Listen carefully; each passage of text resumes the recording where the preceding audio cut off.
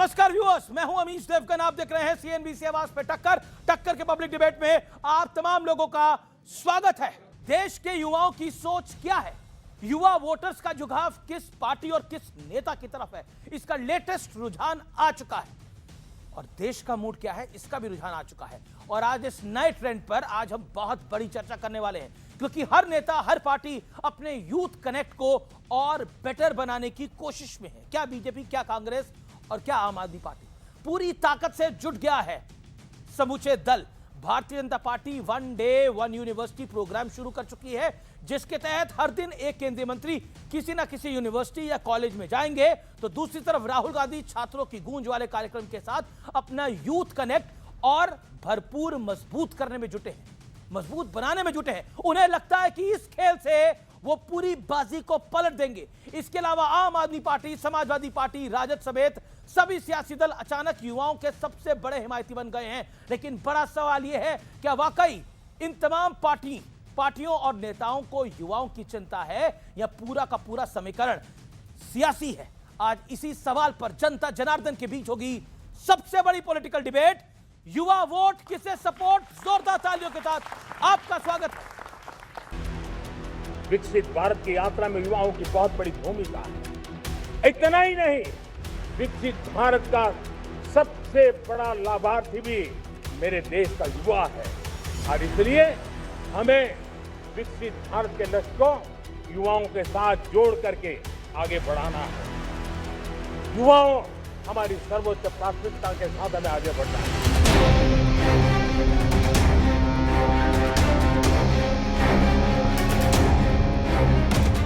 करीब 2 महीने के भीतर देश के सियासी ट्रेंड में एक बहुत बड़ा बदलाव आया है, क्योंकि हर तरफ युवाओं की चर्चा हो रही है। विपक्ष में खुद को युवाओं या फिर राजनीतिक तौर पर कहें तो देश के युवा वोटर को लुभाने की होड़ मच गई है। और युवाओं को लेकर एक कंपटीशन सत्ता पक्ष और विपक्ष के बीच भी चल रहा है।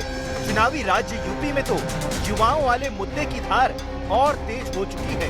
कहे कि हम युवाओं की उपेक्षा करके विकास कर लेंगे, परिणाम ला देंगे, ये दिवा स्वप्न है, कभी नहीं हो सकता। 2017 के पहले यूपी के सामने संकट था, इसलिए क्योंकि इन युवाओं की उपेक्षा हुई थी। हताश और निराश युवा पलायन करने के लिए मजबूर होता था, पहचान छुपाने के लिए मजबूर होता था। समाजवादी सरकार बनेगी तो उस दिशा में हम लोग काम करेंगे, जिससे कि नौजवानों और युवाओं को नौकरी मिल सके और एग्जामिनेशन के पेपर लीक ना हो, वो ठोस कदम उठाने का काम हम लोग करेंगे। एक बड़ा सवाल ये भी उठ रहा था कि शहर शहर जेंजी और युवाओं वाले आंदोलन के बाद किसकी सियासी ताकत बढ़ी है और किसकी घटी है। तो इसका जवाब भी आ चुका है। सी वोटर के लेटेस्ट सर्वे के मुताबिक अगर आज चुनाव हो तो एनडीए को 45% वोट के साथ 326 सीटें, इंडिया गठबंधन को 39% वोट के साथ 185 सीटें और अन्य को 16% वोट के साथ 32 सीटें मिलने का अनुमान है। यूरोप में, अमेरिका में जेन अल्फा चलता है, भारत में बेटा बेटी चलता है। निरंतर हमारा बेटा बेटियों का कल्याण के लिए हम काम करते जाएगा। युवा पीढ़ी के लिए वो हमारा डेमोग्राफिक डिविडेंड है, और उसका ठीक से लाभ हुआ देश को तो हम विश्वगुरु बन जाएंगे, और नहीं हुआ तो आगे बहुत बोझ आएगा। युवा वोटर्स पर सभी दलों की नजरें हैं, लेकिन चुनाव में जेंजी का जनादेश किसके पक्ष में होगा, आज इसी पर जनता के बीच होगी देश की सबसे बड़ी बहस। युवा वोट किसे सपोर्ट। जोरदार तालियों के साथ अभिनंदन करिए हमारे तमाम मेहमानों का। प्रदीप भंडारी, प्रवक्ता भारतीय जनता पार्टी के, आनंद रंगनाथन, राजनीतिक विश्लेषक, अजय उपाध्याय, प्रवक्ता नेता कांग्रेस पार्टी के, निवान शर्मा, आम आदमी पार्टी के नेता प्रवक्ता, विवेक श्रीवास्तव, सीनियर लीडर लेफ्ट के। तमाम तालियों के साथ अभिनंदन है तुम्हारे तमाम मेहमानों का। आज की बहस का एजेंडा, युवा वोट का किसे सपोर्ट, किसकी उम्मीदों पर बड़ी चोट। युवाओं की वजह से देश की सियासी हवा बदल चुकी है। कांग्रेस और बीजेपी को भी टेंशन है, और आम आदमी पार्टी और समाजवादी पार्टी भी अपने तरीके से प्रयास कर रही है। तीसरा, परिसीमन के विरोध के पीछे क्या सियासी नुकसान है, और सियासी नुकसान का डर है। परिसीमन का जो विरोध मल्लिकार्जुन खड़गे जी ने किया है। तमाम मुद्दों पर आज हम बात करेंगे, लेकिन आनंद रंगनाथन, आपसे शुरुआत करते हैं। कहते हैं कि एक ट्रेंड आता है सियासत में, नया ट्रेंड है जेनजी का।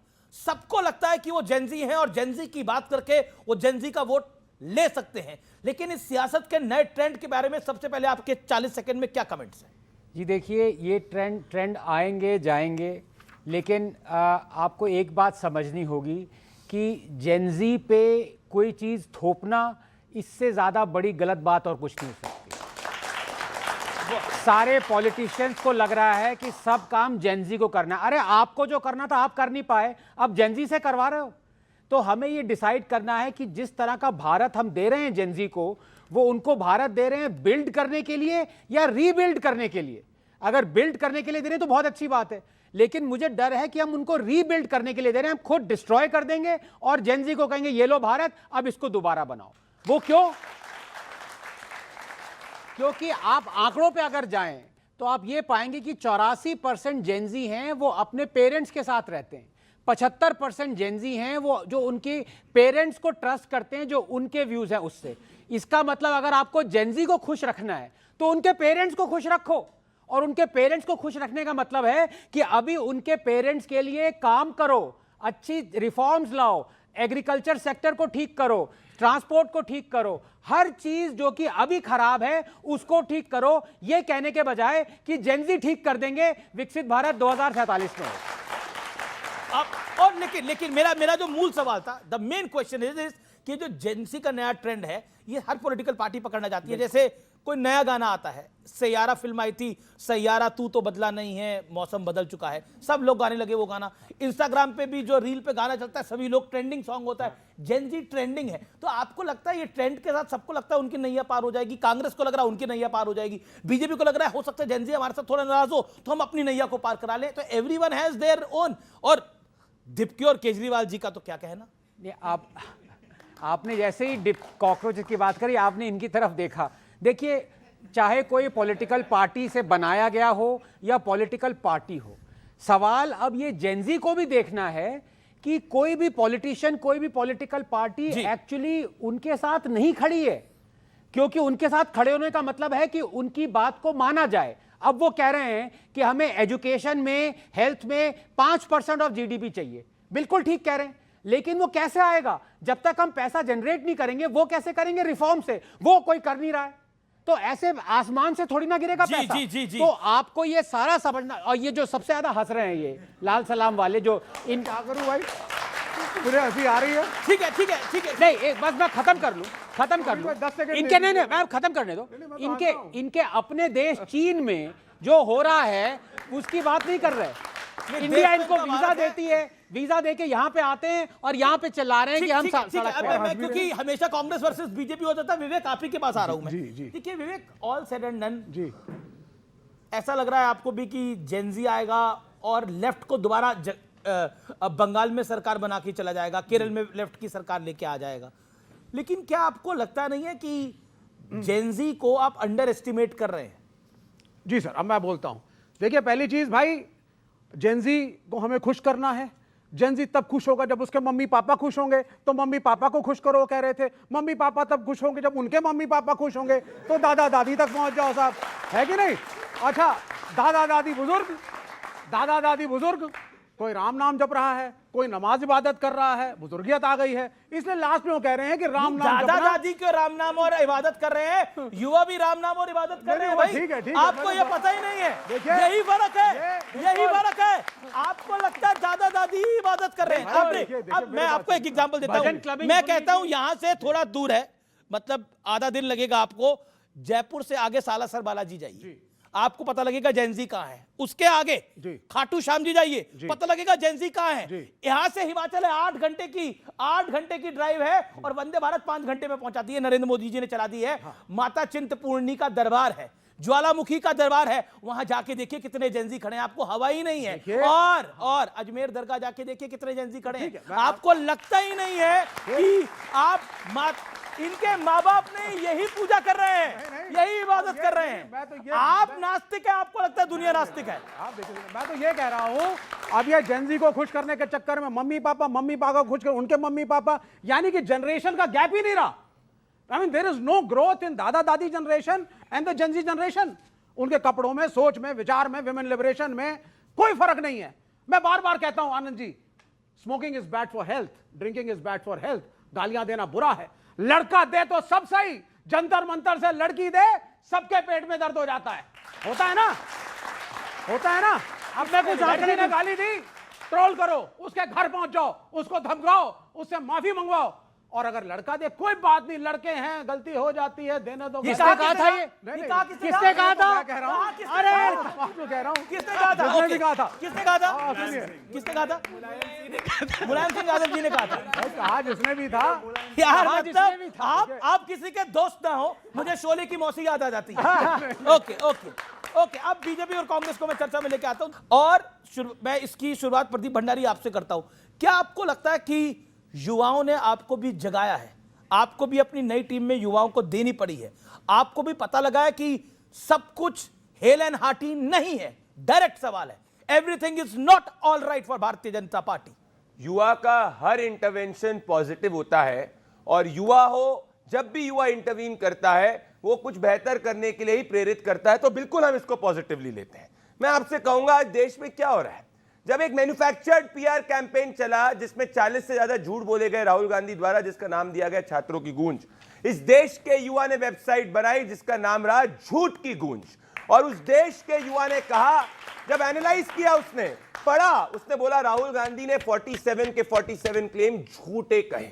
जब वो स्मैश द पेट्रियार्की की बात कर रहे हैं तो वोट बैंक देख देते हैं मुस्लिम महिला की, वहां पे वो बात नहीं करते स्मैश द पेट्रियार्की की। जब वो स्मैश द पेट्रियार्की की बात करते हैं तो अपने परिवार के अंदर नहीं कहते कि मेरी बहन को आगे मौका मिलना चाहिए। जब वो स्मैश द पेट्रियार्की की बात करते तो कर्नाटक में एक भी युवा महिला को मौका नहीं देखते। तो आज रक्षाबंधन के दिन हर बहन ये देख रही है कि कांग्रेस पार्टी कैसे युवा महिलाओं के विरोध में है, और इसी के संबंध में युवाओं ने झूठ की गूंज किया।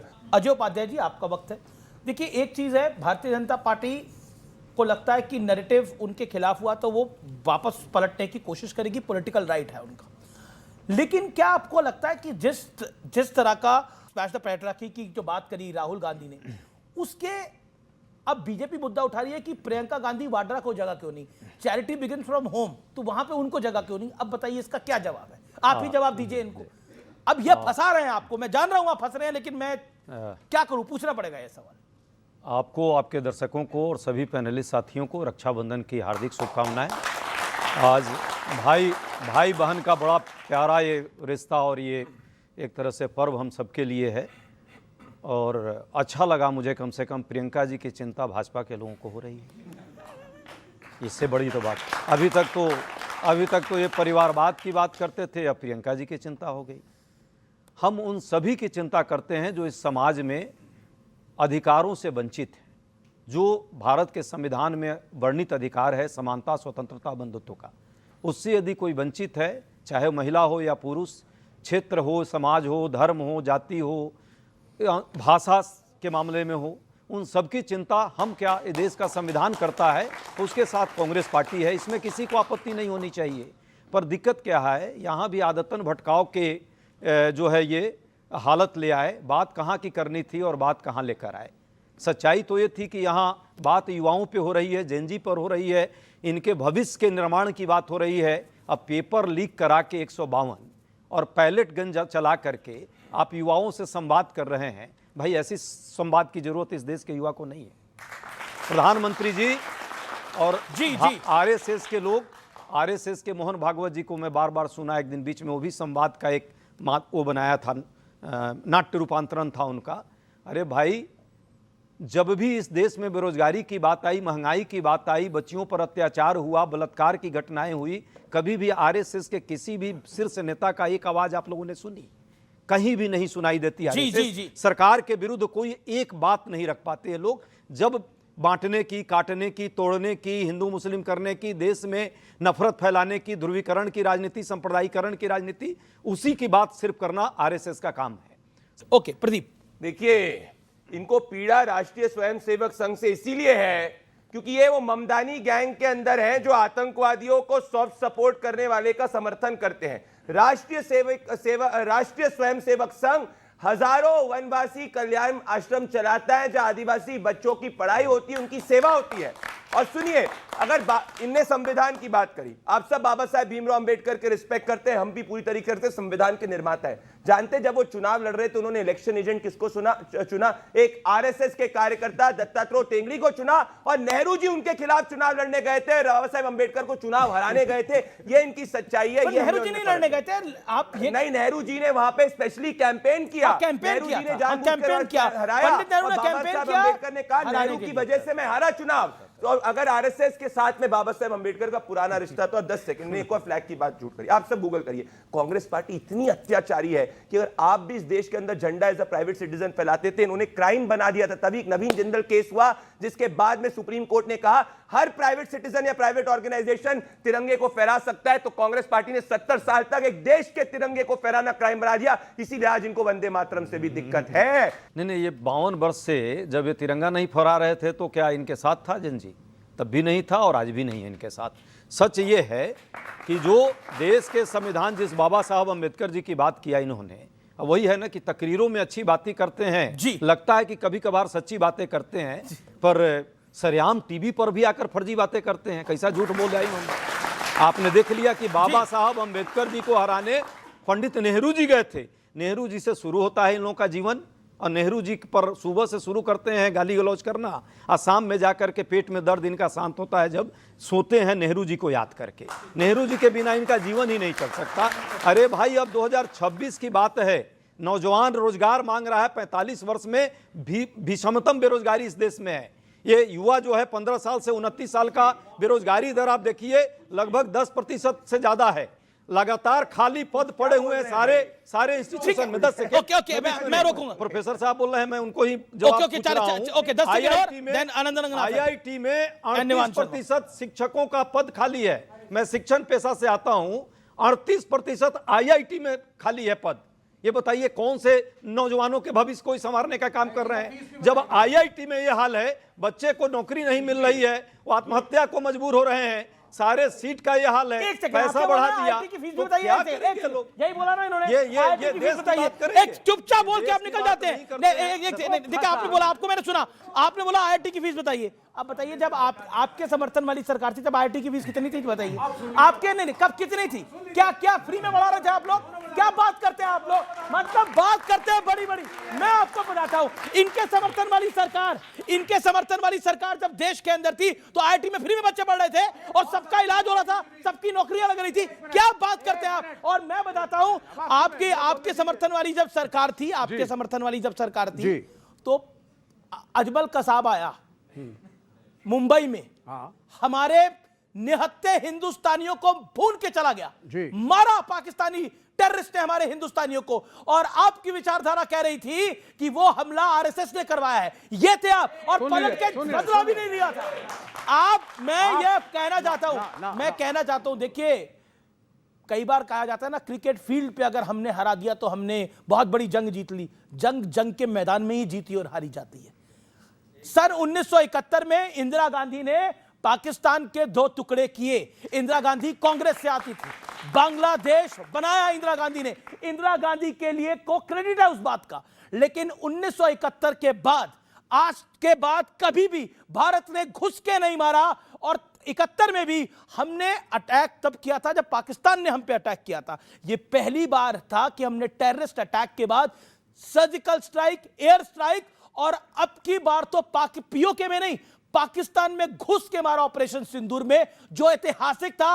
आज के आने वाले 100 साल के बाद भी इस बात को जब भी याद किया जाएगा तो नरेंद्र मोदी को इसका क्रेडिट दिया जाएगा कि पाकिस्तान के घर में घुस के मारा, इसमें कोई दो राय नहीं है। और देश का युवा जो है वो ये नहीं चाहता कि भारत में आतंकी आए और मार के चले जाए। और इस देश में मैंने वो दौर देखा है जब बोला था कि फलानी जगह मत जाओ, बम फट जाता है, और फटते थे बम। ओके, मैं आता हूं निवान शर्मा।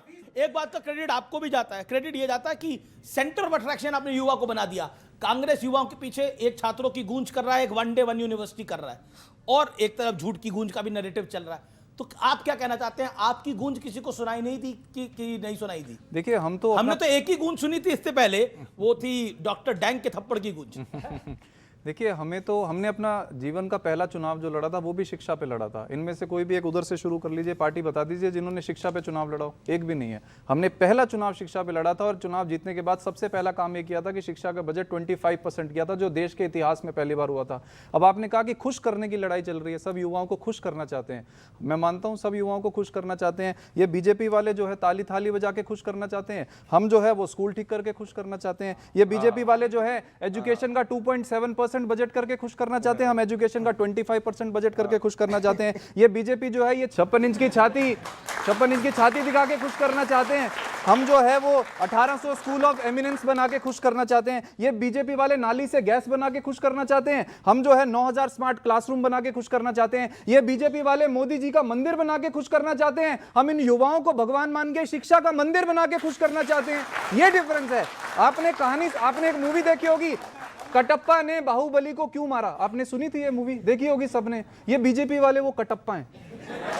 ये कटप्पा भी जानता था कि जो मेरा राजा है वो गलत है, वो मुझसे गलत काम करवा रहा है, लेकिन फिर भी उसने बाहुबली की पीठ पे छुरा घोंपा। ये बीजेपी वाले भी जानते हैं कि मेरा राजा गलत है, लेकिन फिर भी ये युवाओं की पीठ पे छुरा घोंपने का काम कर रहे हैं। आज देश के युवाओं के लिए जी आपने बड़ी सुंदर बातें करी। आपने बोला कि बीजेपी वाले कटप्पा हैं, आपने अपने आप को बाहुबली बड़ी स्मार्टली बना लिया। ये बच्चे बाहुबली हैं। एक सेकंड, एक सवाल सुन लीजिए सर। निवान शर्मा आप अच्छा बोलते हैं, राहुल गांधी की तरह दिखते हैं। और एक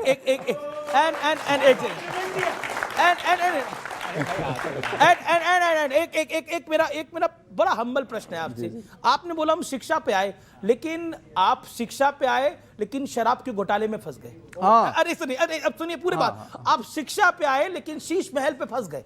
आप शिक्षा पे आए और आपने बोला कि हम नए युग की पार्टी बनाएंगे, लेकिन आप कई सारे और घोटालों में फंस गए।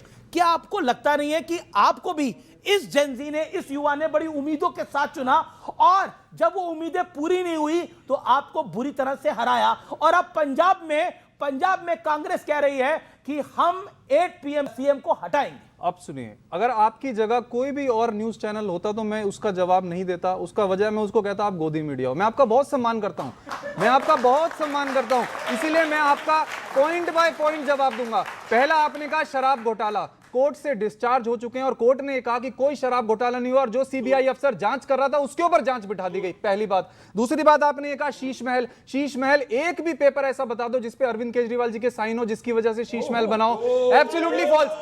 आप मुझे बच्चे फैक्ट चेक कर लीजिए, अगर मैं झूठ बोल रहा हूं मैं आपके सामने आज के बाद नहीं आऊंगा। तीसरी बात निवान शर्मा, आप पार्टी में बिल्कुल, आप पार्टी में 26 साल का अनुभव है। आपने मुझे बोला कि जो आप देखिए, ये एक बड़े इजी टर्म है कि शूट द मैसेंजर। आप मीडिया को बोल दो ये मोदी मीडिया है, ये गोदी मीडिया है, ये पालतू मीडिया है, तो फिर पूरी गेम ही बदल जाती है। उसके बाद आदमी अपने आप को डिफेंड करने लग जाता है। I won't defend myself because you are no one to question. नहीं, मैंने आपको नहीं कहा। My viewers are there who question me, और वो मुझे सबसे ज्यादा देखते हैं, इसलिए वो मुझ पे भरोसा करते हैं। मैं सीरियसली नहीं अरे निवान शर्मा जी एक सेकंड, एक बड़ा आपने बड़ी आपने बोला कि देखिए ये जो पूरा नैरेटिव है, ये हमने तो सब कुछ सही करा। आपने सब कुछ सही करा, लेकिन उसके बाद भी आप चुनाव हार गए।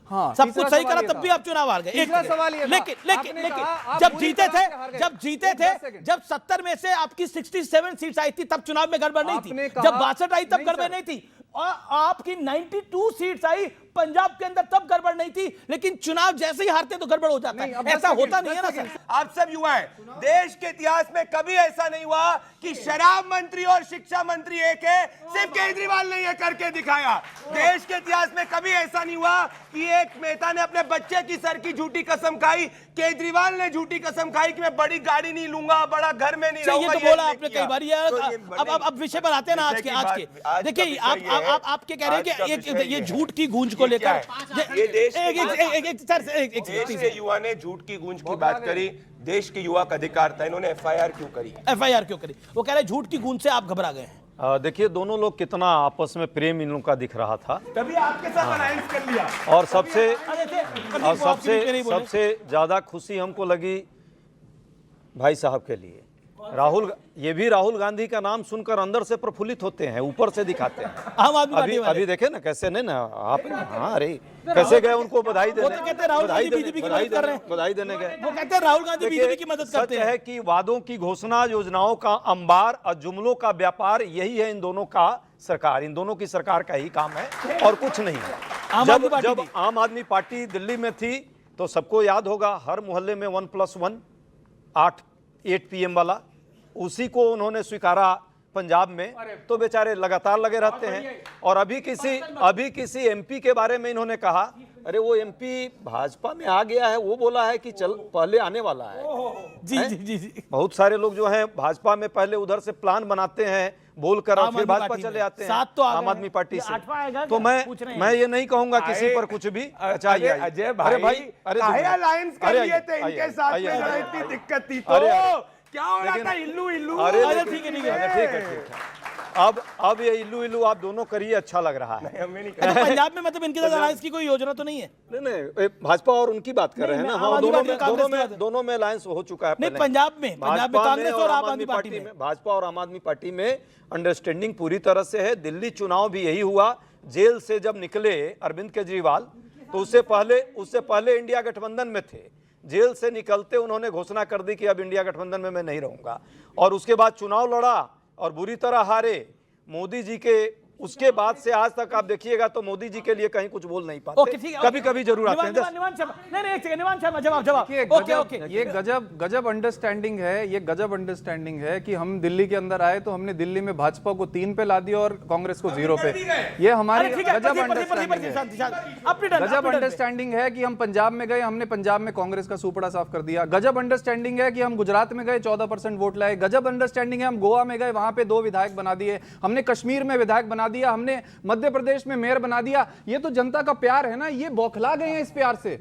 ये आम आदमी पार्टी को एक्सेप्ट इसीलिए नहीं करना चाहते क्योंकि we are the only party that is talking about education.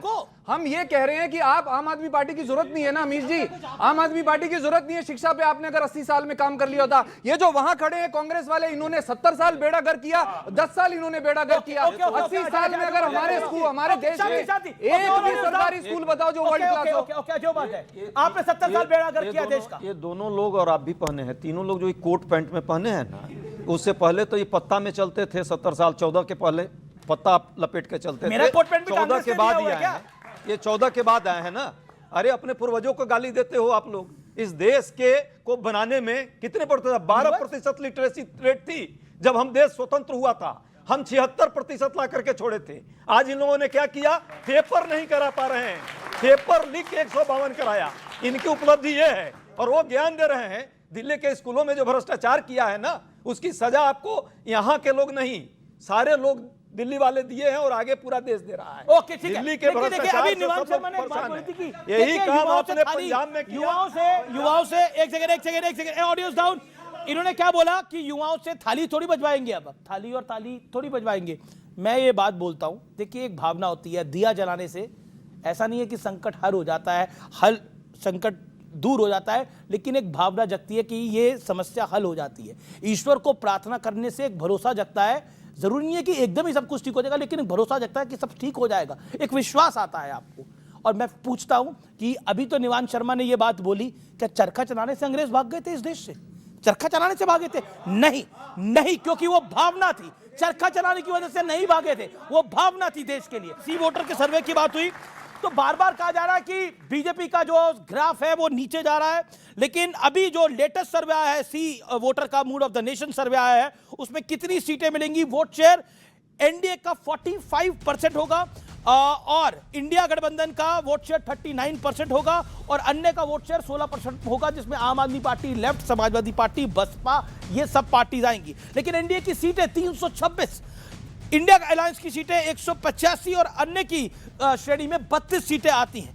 अगर हम लोकप्रियता के हिसाब से बात करें तो पीएम पद की पसंद नरेंद्र मोदी आज भी 49% है, अराउंड 50% का यह आंकड़ा है। राहुल गांधी 27%, जोसेफ विजय 9%, ममता बनर्जी 2%, अखिलेश यादव 1.7% और अरविंद केजरीवाल 1.2%। अब सीजेपी चुनाव लड़ेगी तो वोट देंगे नहीं 43%, हाँ 33%। It is a big challenge for opposition. ये कांग्रेस के लिए बड़ा चैलेंज होगा आने वाले दिनों के अंदर। जेनजी के लिए सबसे बड़ी समस्या क्या है? बेरोजगारी 18.1%, महंगाई 7.3%, यानी बेरोजगारी 18% से ऊपर है। जेनजी के लिए बड़े मुद्दे क्या है? नौकरी 53% होने चाहिए, लाजमी बात है। शिक्षा 22%, रहन सहन पर खर्च 12% और मानसिक स्वास्थ्य 4%। यह सीधे तौर पर है, लेकिन मूड ऑफ द नेशन में क्लियर कट लग रहा है कि भारतीय जनता पार्टी अपने बूते सरकार बना ले जाएगी, यानी 262 बीजेपी की सीटें दिखाई देती है इस मूड ऑफ द नेशन में, और 326 एनडीए का ग्रैंड अलायंस लेकर आता है। अब आपने कहा मूड ऑफ द नेशन, ये जो सर्वे है ना, सी सर्वे नहीं है, साहेब का सर्वे है। ओहो, ये साहेब वाला सर्वे है। और कैसे है? इसमें जब 51% से ज्यादा लोग कह रहा है बेरोजगारी से परेशान है नौजवान, और उसके बाद कह रहे हो आपकी जीतेगा तो मोदी ही, आप समझ लीजिए क्या मामला है। नहीं, तो आप सुनिए सुनिए, अरे आप गलती कर रहे हैं। उन्होंने बोला पूरा- जेनजी के लिए सबसे बड़े मुद्दे क्या है? परेशान नहीं, जेनजी के लिए सबसे बड़े मुद्दे क्या है? नौकरी में यहां पूछूंगा, यहां भी यही बोलेंगे कि हमें जॉब मिले, रोजगार मिले, सबसे बड़ा विषय है। लेकिन ये मोदी से परेशान है, इसकी ये नहीं कह रहे ये लोग। थोड़ा पूरा कर लेने हाँ, दीजिए। बोलिए। आपने इस देश में हर तबका, कौन ऐसा तबका है जो खुश है? सब परेशान है, लेकिन बावजूद जीतेंगे कौन? तो मोदी जी। वाकई वो गीत गाइए आप लोग, हमको गाने कम आता है। जय ज्ञानेश जय ज्ञानेश जय ज्ञानेश देवा, और जैन जी को पैलेट गन, मोदी जी को मेवा। 2024 के अंदर क्या गणेश कुमार थे तो बीजेपी जीत रही थी? 2014 में क्या गणेश कुमार थे जो बीजेपी जीती? 2019 में क्या गणेश कुमार थे जो बीजेपी जीती? केरल में आप चुनाव जीत के आए, कौन सी ईसी था? जवाब दीजिए। एक सेकंड, ये जो बगल में खड़े हैं, केरल में जब आपकी पार्टी को कांग्रेस ने हराया तो कौन सी ईसी था? सिर्फ इसी सवाल का जवाब। नहीं, वो जो मर्जी हो, लेकिन जो मर्जी हो नहीं, गणेश कुमार हो, हमने उसके चलने नहीं दी। बेशक हमने मिलके उसके चलने नहीं दी।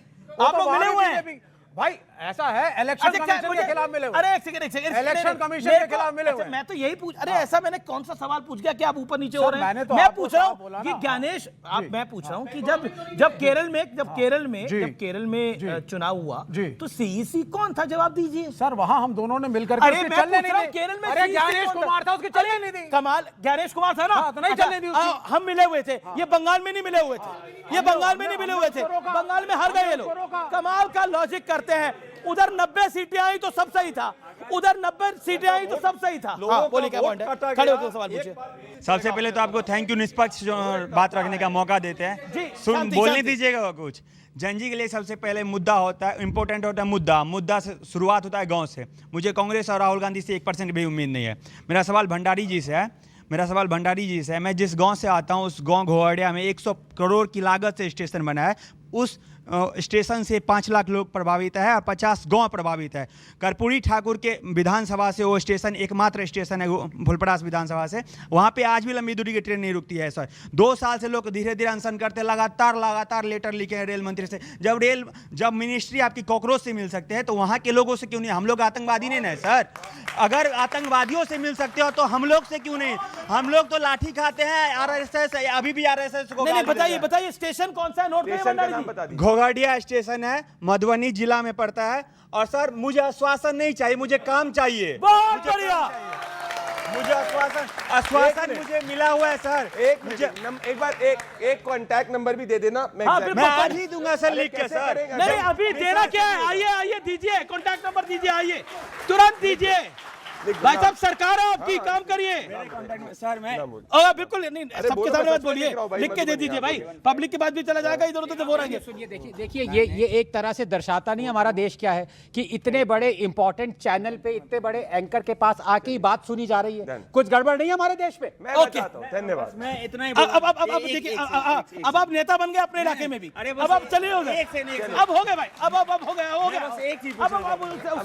बोलिए, आपका क्या पॉइंट है? सवाल क्या है सर? मेरा, आप भी कुछ काम मत बता दीजिएगा, नहीं तो काम कराने का अड्डा बन जाएगा। मैं आज काम नहीं बता रही हूँ। मैं कांग्रेस के नेताजी वक्ता से पूछना चाह रही हूँ कि आपने बोला कि प्रधानमंत्री की जय जयकार करते हैं। राहुल गांधी को भी हमारे यूथ का एक बहुत बड़ा सेक्शन पसंद करता है, लेकिन हमारा मुद्दा यह है कि आपकी कांग्रेस पार्टी क्या हमें ट्रांसपेरेंट एग्जाम्स के वादे करेगी या फिर सिर्फ उस पे काम भी करेगी? और जो ग्राउंड लेवल की प्रॉब्लम्स है, सड़कें बनती बाद में, टूट पहले जाती हैं, उन पर काम हुआ जाएगा, उसकी अकाउंटेबिलिटी हम कौन लेगा? बहुत कांग्रेस ये जागरूक और इसी तरह के नागरिक की जरूरत है जो सिविल सोसाइटी को मजबूत करे। राहुल गांधी जी के बारे में, कांग्रेस के बारे में एकदम आलोचना सबकी होनी चाहिए, तभी आपको अधिकार मिलेगा। यही राहुल गांधी चाहते हैं। राहुल गांधी लगातार चाह रहे हैं, फील्ड में जा रहे हैं, छात्रों की आवाज के माध्यम से उनकी समस्याओं को सुन रहे हैं। जहां हमारी सरकार है वहां इंस्ट्रक्शन चला गया, एक एक परीक्षाएं सही से होगी, कहीं भी परीक्षा लीक होगी तो उसके लिए जिम्मेवारी तय की जाए। आनंद सर, मैं आपको बहुत एडमायर करता हूं, मुझे आप करेक्ट करना अगर मैं गलत बोलूंगा। सर, हम सब बात कर रहे हैं कि जेन जी का मिजाज कैसा है, देश का मिजाज कैसा है। मैं आपसे पूछना चाहूंगा, क्या अब आपको ऐसा नहीं लगता है कि ये जो जेन जी है ये जाति पे अब वोट नहीं करेगा, ये जो जेन जी ये धर्म पे अब वोट नहीं करेगा? मेरा नाम तलहा इमरोज खान है, मैंने आज फ्राइडे का दिन नमाज पढ़ा है, उसके बाद राखी बंधवाई है बहन से। ये जेन जी अब आगे बढ़ चुका है, इससे अब जाति से धर्म से कोई मतलब नहीं है। जाति और धर्म से कोई मतलब नहीं है, ये आपका पॉइंट ऑफ व्यू है। सर, किसी को झूठ की गुण से क्या तकलीफ हो सकती है? और मैं एक लाइन कह करके अपने युवा साथियों को आह्वान करना चाहता हूं कि नौजवानों वक्त है, अरे नौजवानों वक्त है, मर मिटो कौमियान पर, देखना बट्टा न लग जाए वतन की शान पर। वो कोई और ही होंगे, वो कोई और ही होंगे जो मरने से डरते हैं, वतन पर मर मिटने वाले तो मौत को भी दुल्हन समझते हैं। वतन की रक्षा हमारी जिम्मेदारी है। झूठ की गूंज से क्या परेशानी हो सकती है, ये सवाल है उनका। सवाल है कि झूठ की गूंज से क्या परेशानी हो सकती है आपको? ये कांग्रेस के लिए सवाल है, कांग्रेस के लिए सवाल है। जब भी इस देश में छात्रों की बात आएगी, युवाओं के हित की बात आएगी, तो इनको जो जुमले पढ़ने वाले लोग हैं ना, जो फेंकते रहते हैं, उनको हर बात में झूठी दिखती है। जिसकी जैसी भाई मन स्थिति है उसी तरह सोचेगा। सर, लेकिन सच्चाई है, अरे भाजपा वालों का, मोदी जी तो रोज सुबह से शाम तक झूठी बोलते हैं, तो उनको अब छात्रों की भी झूठ दिख रही है। लेकिन ये सच है कि नहीं कि 152 जो है पेपर लीक हुआ, क्या ये सच नहीं है कि लगभग 40 बच्चे जो हैं आत्महत्या कर लिए? ये सच है कि नहीं कि 2024 में भी और 2026 में भी नीट का परीक्षा जो है लीक हो गया, जिसके कारण लाखों बच्चे जो प्रभावित हुए? उनकी आवाज यदि आपके प्रश्न का जवाब मिला? ओके, उनका सवाल यह था कि झूठ की गूंज से परेशानी क्यों है? अरे भाई, इनको अपना सोचना है, लेकिन जिस देश में जो बच्चे हैं, जेन जी हैं, अरे भाई सुनिए ना, अरे सुनिए ना, अरे भाई, अरे भाई, जो बच्चों के बीच में मैं बोलता नहीं हूँ, आपके बीच में बोल रहे हो भाई, नहीं तो अब मैं बोलूंगा। झूठ की गूंज पे वो बोलना चाहते हैं? नहीं, बोल लेंगे। ये राहुल गांधी जी क्या कह रहे हैं? जहां भी जा रहे हैं आपके अधिकार की बात कर रहे हैं, जो संविधान ने आपको अधिकार दिया है। चाहे बच्चों की बात हो, बच्चियों की बात हो, भविष्य, देश के भविष्य निर्माण की बात हो, अधिकार की बात हो, इसमें क्या दिक्कत है भाई? देश में समानता नहीं रहनी चाहिए, स्वतंत्रता नहीं मिलनी चाहिए, नौजवानों को राइट्स नहीं मिलना चाहिए, उनको नौकरी नहीं मिलनी चाहिए। मैं सिर्फ 5 बातें बोलना चाहता हूं। राहुल गांधी की कथनी और करनी में फर्क। बात करते हैं युवाओं को, जब युवा झारखंड के अंदर होता है उस पर लाठी चलती है। पॉइंट नंबर 1, देश में एक भी बार कानून नहीं बनाया गया पेपर लीक के अंदर। 70 सालों तक कानून जो है पेपर लीक पे पहली बार हमने बनाया, रिफॉर्म असेंबली किया है, हमने बात सुनी, यहाँ पे कोई एजुकेशन मिनिस्टर रिजाइन नहीं किया। आप देखिए फर्क क्या है। 2 स्टेट्स का एग्जांपल दूंगा। ये है पंजाब, जिसको कांग्रेस और आम आदमी पार्टी ने रूल किया। हर युवा की प्रति व्यक्ति आय सिर्फ घटती गई। जब से हरियाणा में बीजेपी की सरकार आई है, प्रति व्यक्ति आय बढ़ती गई। ये फर्क है ग्राउंड पे। सबसे ज्यादा बेरोजगारी दर 2 स्टेट्स में है, पंजाब में और केरला के अंदर। केरला के अंदर तब से कम्युनिस्ट और कांग्रेस रूल कर रहे हैं। क्यों? सबसे ज्यादा यूथ अनएम्प्लॉयमेंट है। आप एक जैसे बीजेपी ने एक सेकंड, मेरा ये प्रश्न है, विवेक श्रीवास्तव, आपसे सवाल है, एक सेकंड। बीजेपी ने एक आइडियल स्टेट बनाया, बीजेपी ने गुजरात बनाया, और गुजरात मॉडल का देखिए, अब यू कम वॉट में, मैं फिर कह रहा हूं, आप हर चीज को गुजरात मॉडल का लाभ, बीजेपी को गुजरात मॉडल का लाभ हुआ। आप कहते हैं आपको देश में चुनना चाहिए, लेकिन जिन राज्यों में आपकी सरकार है, वहां पे ऐसा मॉडल प्रस्तुत करिए ना। अब केरल में जो प्रति व्यक्ति आय, जो युवा की प्रति व्यक्ति आय है वो कम है, पंजाब में प्रति व्यक्ति आय जो युवा की है वो कम है। अब आप मुझे बताइए, जो ऑपोजिशन रूल स्टेट है वहीं इतनी सारी समस्या आ रही है, तो आप सेंटर में आके क्या कर लेंगे? पहली चीज, Gujarat can not be a model state for every state. आप आपकी बात से सहमत हूं। आपने कहा साहब गुजरात आप सुन तो लीजिए ना सर। आप बिहार जैसे गरीब राज्य में, यूपी जैसे गरीब राज्य में, पूर्वांचल के अंदर गुजरात का मॉडल आप नहीं अप्लाई कर सकते।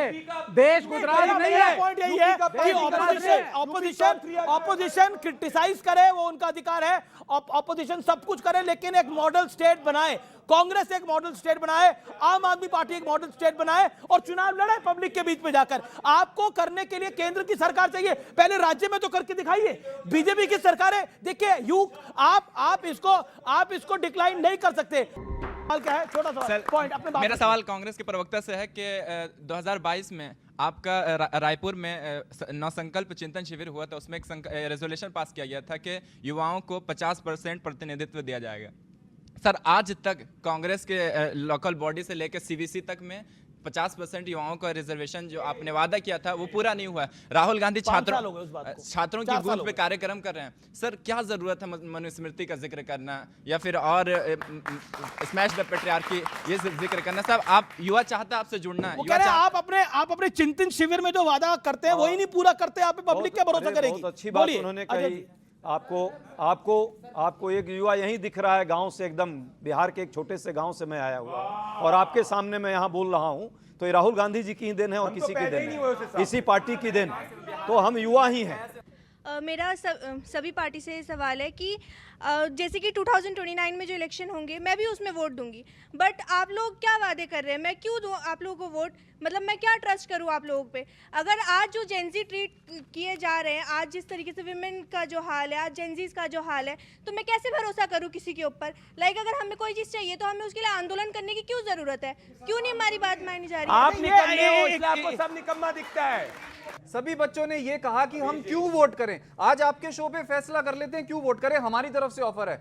आज पूरे देश के अंदर आम Aadmi party, Congress and BJP तीनों ये चैलेंज एक्सेप्ट करें कि जहां जहां स्टेट्स में उनकी सरकार है, हम अपने 1000 स्कूल दिखाते हैं। आप ये गुजरात के 1000 स्कूल दिखाएं, कांग्रेस हिमाचल के 1000 स्कूल दिखाएं। ये बच्चे डिसाइड कर लें कि किसका मॉडल एक्सेप्ट कर रहे हैं। हम तैयार हैं। क्या ये चैलेंज लेने के लिए तैयार है? अमीश जी, पूछ लो ना एक बार पूछो, क्या चैलेंज लेने के लिए तैयार है? क्या चैलेंज के लिए तैयार है? कांग्रेस आपको चैलेंज है? Okay, challenge, open challenge.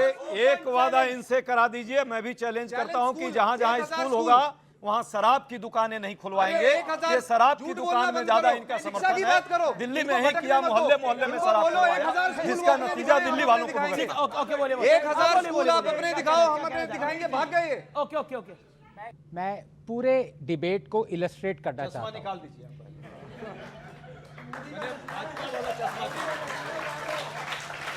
ये ऐसे ही करते हैं, साइंटिस्ट को अपमान करते हैं। ये एक प्रसिद्ध साइंटिस्ट है जिसका अपमान कांग्रेस कर रही है, ये आप देख लो भैया। ठीक है।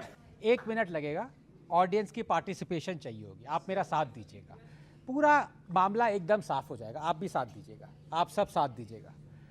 आप में से हाथ खड़े करें, कितने लोग अपनी फैमिली से प्यार करते हैं? सारे हाथ खड़े हो गए, ठीक। अब आप में से लोग हाथ खड़ा करें, नीचे कितने लोगों की फैमिलीज डेट में है, लॉस में है, ठीक है, कर्ज में। आप में से सब लोग अपनी फैमिलीज को प्यार करते हैं। अरे बोलने दीजिए ना, आप तो ये ऐसे तरीका नहीं है। ओके, बोलिए। आ जाइए फिर आप। अच्छा, आराम से आप भी। अच्छा, ठीक है, आप भी अवॉइड करिए। आप बोलिए ना, आप बोलते रहिए प्लीज। कान में कन खजूरा घुस जाए, कैसे अवॉइड कर लूं? सुनिए, ठीक है। अच्छा, ठीक है, पैर पड़ता हूं, इनको चुप करा हो यार। अच्छा, बोलिए। आप में से कितने लोग भारत को प्यार करते हैं? हाथ खड़ा करें सब। अब आप सुनिए, बात को सुनिएगा, आप इंटरप्ट मत करिएगा। आप में से सब लोग अपनी फैमिलीज को प्यार करते हैं। इतनी 1% फैमिलीज कर्जे में है।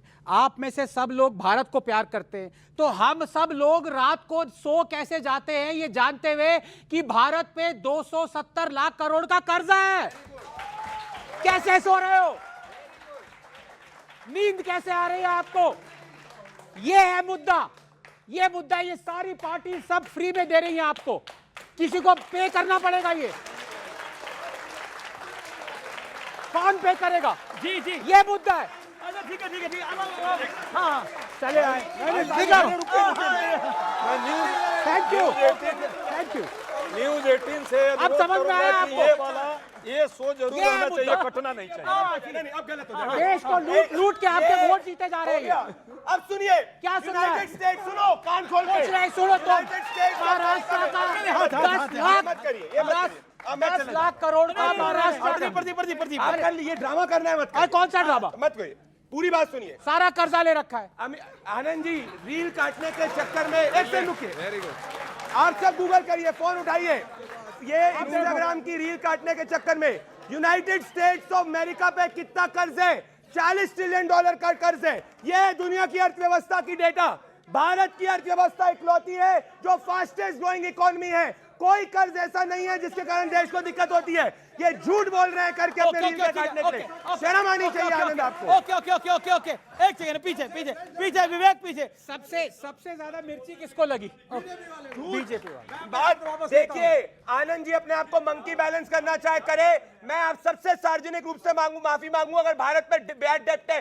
जीरो भारत में बैड डेप्ट है। $40 ट्रिलियन का कर्ज यूएस पे। भारत फास्टेस्ट ग्रोइंग इकोनॉमी है। इंफ्रास्ट्रक्चर पे स्पेंड को गलत गैट नहीं कहते, ये झूठ कर रहे हैं अपनी रील काटने के लिए। ओके ओके ओके अब कौन रील कटवा रहा है, कौन रील कटवा रहा है, कौन रील काट रहा है, मुझे नहीं जानकारी। Okay okay okay okay okay okay audience. तो फिलहाल सीएनबीसी आवाज के टक्कर के पब्लिक डिबेट में इतना ही। नमस्कार, जय हिंद।